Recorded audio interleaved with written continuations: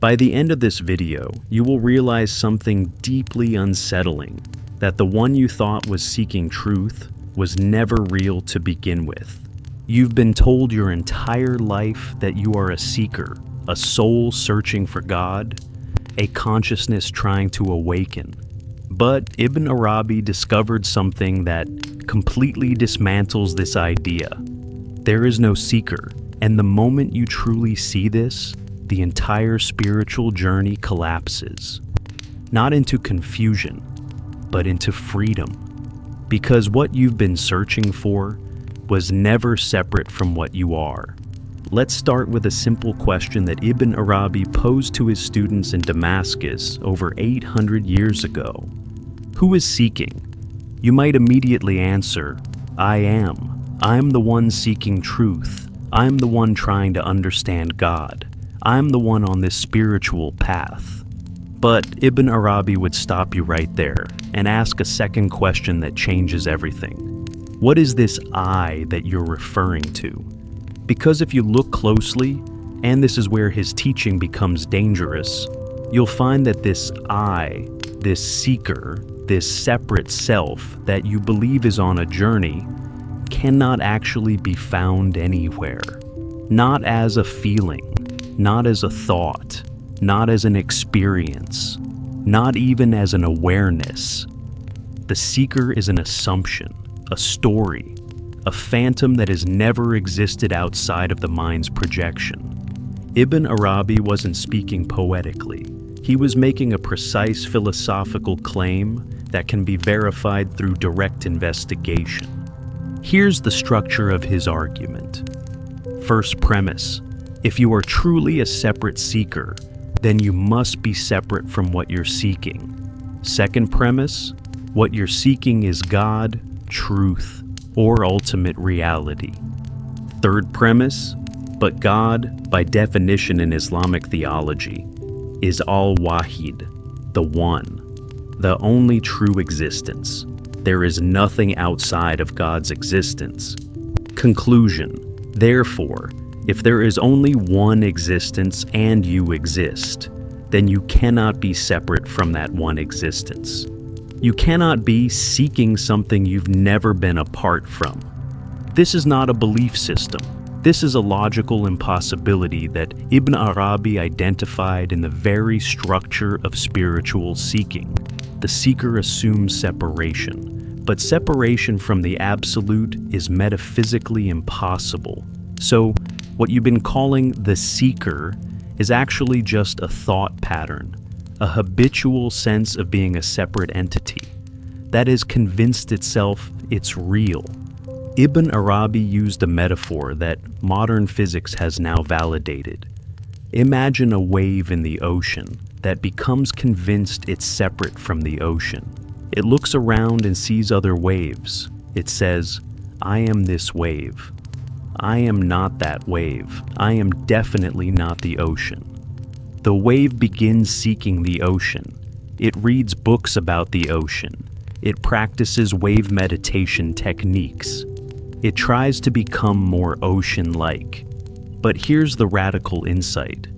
The wave was never, for a single moment, separate from the ocean. The wave is nothing but ocean, temporarily taking the shape of a wave. And if this is true, then everything you've been doing spiritually was based on a mistake. The seeking is the only thing maintaining the illusion of separation. You are not a soul seeking God. You are God's existence expressing itself as the temporary form you call you. The seeker is just the name you gave to this divine expression when it forgot what it was. And this is where Ibn Arabi's teaching becomes truly dangerous. Because if there is no seeker, then what happens to your entire spiritual practice? What happens to your prayers, your meditations, your efforts to purify yourself? What happens to the idea of spiritual progress, of getting closer to God, of eventually achieving enlightenment? Ibn Arabi's answer is shocking. They all continue. But not because a separate you is doing them. They continue because the one reality is experiencing itself through the form of seeking, through the form of prayer, through the form of practice. The practices don't disappear. The illusion of the separate practitioner does. And this changes everything. Let's go deeper into Ibn Arabi's framework, because what he discovered wasn't just philosophical, it was experiential. He said that what we call the self is like a mirror reflecting the divine. But here's the twist. The mirror itself has no existence independent of what it reflects. You think you're a mirror looking at God, but actually you're God looking at God through the temporary form of a mirror. The mirror doesn't exist separately. It's created by the looking itself. This is why when you search for the self, when you try to find this seeker, you can never locate it. You find thoughts, you find sensations, you find memories and perceptions, but you never find an actual entity called the self that exists independently of these phenomena. Ibn Arabi called this the non-existent existent, something that appears to exist but has no reality of its own, like a reflection in a mirror or an image in a dream. What's fascinating is that modern neuroscience has now confirmed what Ibn Arabi intuited 8 centuries ago. Neuroscientists have searched for the self in the brain. They've mapped every neural pathway, every brain region, every pattern of activity, and they cannot find it. There is no neural correlate of a separate self, no brain region that generates you. What they find instead is a collection of processes: memory retrieval, sensory integration, narrative construction, that create the illusion of a continuous, separate experiencer. The brain generates the sense of a self, but not an actual self. This is exactly what Ibn Arabi was pointing to. The seeker is a cognitive construct, not an ontological reality. So, what happens when you see this clearly? When you truly understand that there is no seeker? Ibn Arabi said something remarkable. The spiritual journey doesn't end. It transforms. You still pray, but not because you need to get closer to God. You pray because prayer is what's happening in this moment as an expression of the divine. You still practice, but not because you need to be purified. You practice because practice is what the one reality is doing through this form. You still experience growth, change, transformation, but not because a separate self is progressing, because the infinite is expressing itself through the process of apparent progression. This is what Ibn Arabi called fana, annihilation, not the annihilation of something that exists, but the recognition that the separate self never existed in the first place. And what remains after this recognition is not emptiness or nihilism. What remains is existence itself, free from the burden of being a separate entity trying to achieve something. But here's the question that stops most people. If there's no seeker, then who is watching this video right now? Who is understanding these words? Who is having this realization? And this is where Ibn Arabi's teaching reaches its deepest point. The question itself is the illusion. The question assumes a separate entity that could be watching, understanding, realizing. But what if watching is simply happening? What if understanding is simply occurring? What if there is realization without a realizer? Ibn Arabi said, "There is only God witnessing God through the form of what you call you." The watching is real. The understanding is real. The realization is real. But the separate watcher, understander, realizer, that's the only thing that was never real. Let's bring this into practical reality, because Ibn Arabi wasn't teaching abstract philosophy. He was pointing to a lived experience that transforms how you exist in the world. When you see that there is no seeker, 3 profound shifts occur. First, spiritual anxiety disappears. You're no longer worried about whether you're progressing, whether you're good enough, whether you'll ever get there. There's nowhere to get because there's no one to get there. Second, effort becomes effortless. You still act, you still practice, you still live. But the exhausting sense of, I have to make this happen, dissolves.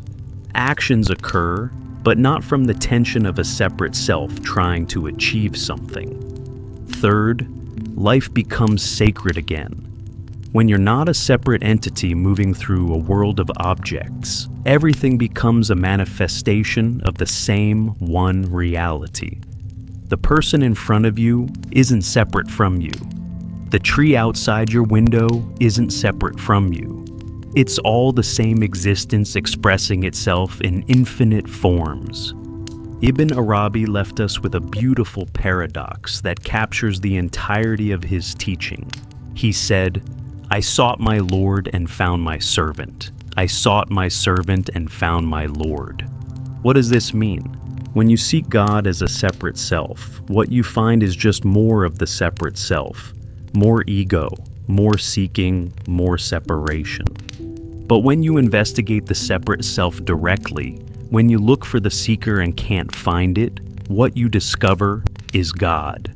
Not as an object to be found, but as the only reality that was ever here. The seeker was God all along, playing hide and seek with itself. And the moment you see this, really see it, not as a concept, but as the actual nature of your experience, the game is over. Not because you've won, but because you realize you were never playing. So, what does Ibn Arabi invite you to do with this teaching? Not to believe it, not to accept it as a philosophy, but to investigate it directly. Right now, as you're watching this video, can you find the seeker? Can you locate this separate you that exists independently of thoughts, sensations, perceptions? Don't just think about it. Actually look. Where is the boundary between you and everything else? Where does you begin and the world end? Ibn Arabi promises that if you look honestly without trying to find a particular answer, you'll discover what he discovered. There is no seeker. There never was. There is only seeking, only the divine experiencing itself through the temporary form of what you call your life. And in that recognition, the exhausting search for truth ends. Not because you've found something, but because you've realized you were never lost. Ibn Arabi was called Ash-Shaykh al-Akbar, the greatest master, not because he had more knowledge than others, but because he had the courage to point at the one thing no one wants to see, that the spiritual journey is the last obstacle, that the seeker is the final veil, that what you've been searching for is what's been searching all along. This is his most dangerous teaching, not because it's difficult to understand, but because once you truly see it, you can never return to the comfortable fiction of being a separate self on a spiritual path. You are not the seeker. You never were. And the moment you see this clearly, everything you thought was a problem simply dissolves, because there was never anyone to have a problem in the first place. So, I want to ask you something, and don't answer quickly. After hearing this, do you still feel like a seeker? Or did something collapse while you were listening? Write it in the comments. Not what you think, but what actually shifted.